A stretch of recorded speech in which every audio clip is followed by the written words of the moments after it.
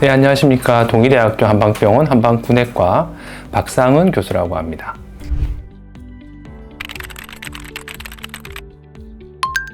이 질환으로 생명이 위험하거나 그러진 않지만 이제 환자분들이 생활하면서 이제 남들하고 좀 생활하기 되게 힘들어 하십니다. 누가 좀 떨린다 얘기하면은 더 위축되고, 그러다 보면은 사회생활 안 하면서 좀 더 이렇게 더 이제 우울해진다거나 해서, 그래서 이제 더 다른 문제들이 발생하게 되는데, 일상생활 하실 때 물론 치료를 받아서 이제 좀 좋아지시거나 이렇게 하면 되지만, 그 말고 이제 일상생활 때 조심하신다 하면, 만약 글씨를 쓰신다 하면 우리가 보통 글씨를 쓸 때 요 팔꿈치 같은 경우를 이렇게 좀 책상에 확실히 좀 대고 지지를 하면서 글씨를 쓰면은 조금 덜 떨리실 수가 있고, 컵 같은 경우도 한 손으로 잡는 것보다 약간 두 손으로 잡는다거나 하면은 조금 덜 떨리실 수가 있습니다. 그리고 이제 젓가락이나 숟가락 같은 경우는 약간 조금 그 손잡이 부분이 조금 두꺼운 것들, 약간 무게가 있는 것들을 하면 떨림이 조금 주실 수가 있습니다. 일상생활에서는 그런 것들을 조금 이제 사용을 하시면 좀 더 낫고, 그 다음에 이제 글씨 쓰기라든지 이런 것들도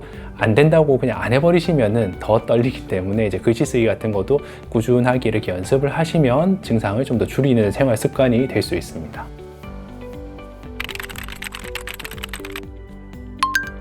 네, 좀 도움이 됩니다. 보면 좀 무게가 있는 펜이 너무 가벼운 것보다는 살짝 무게감이 있다거나 손잡이가 조금 두꺼운 식기류 같은 경우가 이제 손의 미세한 떨림 같은 경우를 조금 덜하게 조금 잡아주는 역할을 합니다. 그리고 이런 용품들이 요즘은 좀 많이 나오기 있기 때문에 그런 것들을 쓰시면 좋고, 근데 이거를 환자분들 같은 경우에 약간 이거를 좀 내가 좀 장애가 있어서 이렇게 쓰는 건가, 그렇게 해서 안 쓰려고 하시는 분들이 있어서 그런 게 아니고, 이거 같은 경우는 그냥 내가 스스로 어떤 이제 생활의 리듬을 찾아가게 하는 그런 도구다 생각하시고 그냥 사용을 해주시는 게 훨씬 도움이 됩니다. 오히려 그런 것들을 좀 너무 멀리 하실 필요는 없고, 약간씩 그런 도움을 받아서 생활이 좀 편해지시면은 오히려 더 다른 증상이 더 빨리 좋아질 수 있습니다.